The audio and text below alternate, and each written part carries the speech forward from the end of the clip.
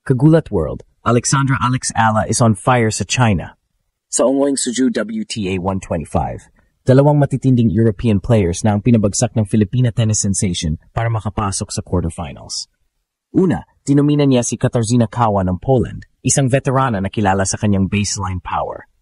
Sa laban na ito, ipinakita ni Alex ang bilis at consistency sa rallies na naging susi para mapaluhod ang mas eksperyensadong kalaban. Hindi nagtagal, hinarap niya naman si Greet Minin ng Belgium, kasalukuyang top 70 sa mundo. Matinding 3 set ang kinailangan, umabot ng higit 3 oras, pero nagawa ni Ala ang imposibleng balik at nanayag sa score na 7-6, 6-7, 7-5. Ipinakita dito ni Alex ang kanyang composure at fighting spirit na parang isang veterana na rin sa tour. At ngayon, mas malaki pa ang hamon.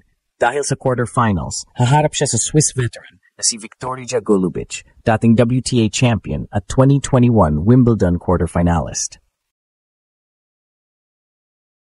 Kilala si Golubic sa kanyang one-handed backhand at tricky slice na kadalasang sumisira ng ritmo ng mas batang kalaban. Pero kung titignan ang momentum, hawak ni Alex ang upper hand. Dalawang sunod na matitinding panalo, matinding confidence at suportado ng buong Pilipinas. Ang tanong, sapat ba ang bilis, endurance at grit ni Ala para makalusot kontra sa mas fresh at mas eksperyensadong Swiss star? 3 panalo na lang, kampeon na siya sa China. Sa China ngayon, isang batang Pinay ang gumugulat hindi lang sa buong Asia, kundi pati na rin sa Europe. Alex Ala, 20-year-old na tennis prodigy mula sa Pilipinas, ay kasalukuyang nasa gitna ng pinakamalaking kampanya niya ngayong taon sa Suzhou WTA 125. At matapos ang dalawang sunod na panalo kontra sa matitinding European players, ramdam na ang takot at respeto ng buong kontinente sa kanya.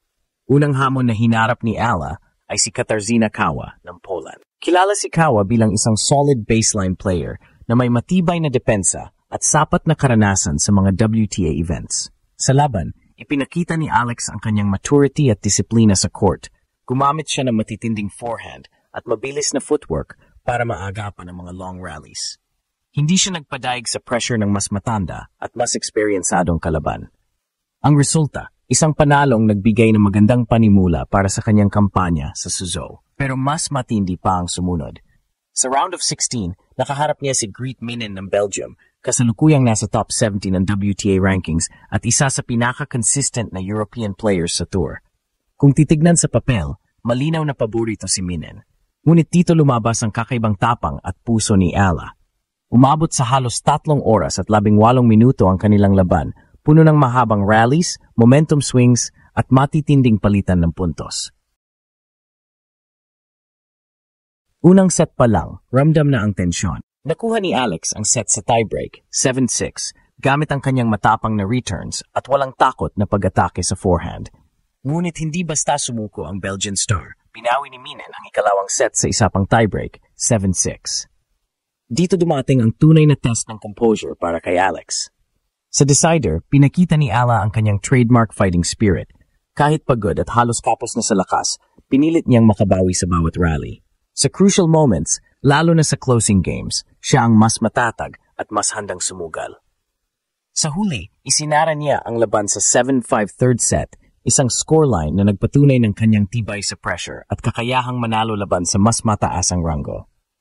Ang dalawang panalo na ito ang naglagay kay Alex sa quarterfinals ng Suzhou WTA 15. Isang prestihiyosong yugto kung saan haharapin niya ang isa sa mga veterana ng tennis world, si Viktorija Golubic ng Switzerland, dating WTA champion at isang player na kilala sa kanyang kakaibang estilo at karanasan. Para sa marami, isa na itong malaking achievement para sa isang teenager mula sa Pilipinas. Pero para kay Alex, ito ay simula pa lang. 2 European stars na ang kanyang nilampaso. At kung magpapatuloy ang kanyang momentum, may tsansa siyang ipakita na kahit ang isang seasoned Swiss champion ay kaya niyang pabagsakin.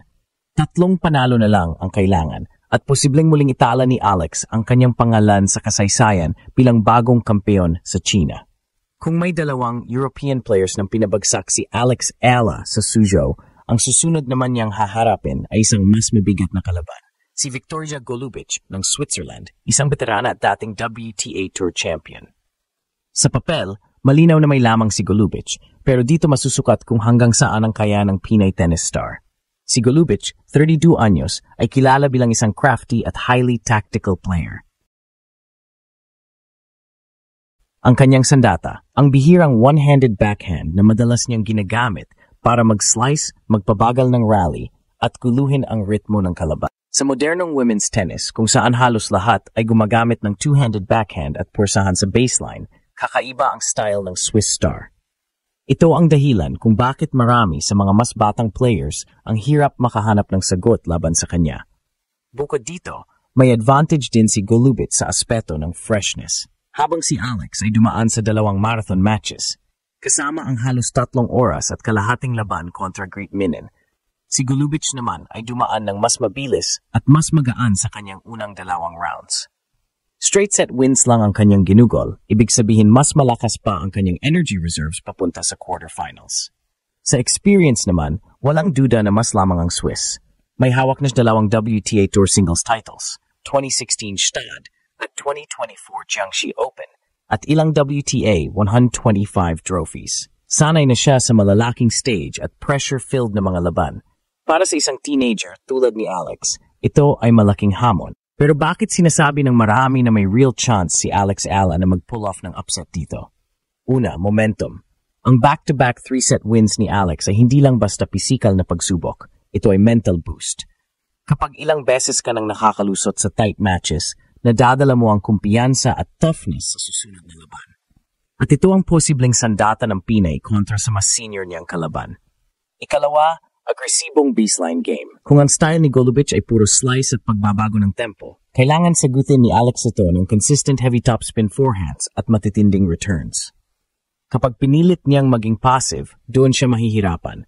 Pero kung gagamitin niya ang kanyang explosiveness at mabilis na footwork para i-push pabalik si Golubic, posibleng siya ang magdikta ng laro. Ikatlo, ang psychological edge. Oo, mas pagod si Alex, pero dala niya ang adrenaline ng 2 heroic victories. Kung may papakita niya agad sa opening set na hindi siya basta-basta matitinag, pwedeng mapunta ang pressure sa Swiss veteran, lalo na kung maalala nito ang ilang upset losses niya sa mas batang players dati. Sa madaling salita, ang laban ay magiging clash of styles, ang crafty, slice-heavy veteran kontra sa explosive, aggressive newcomer.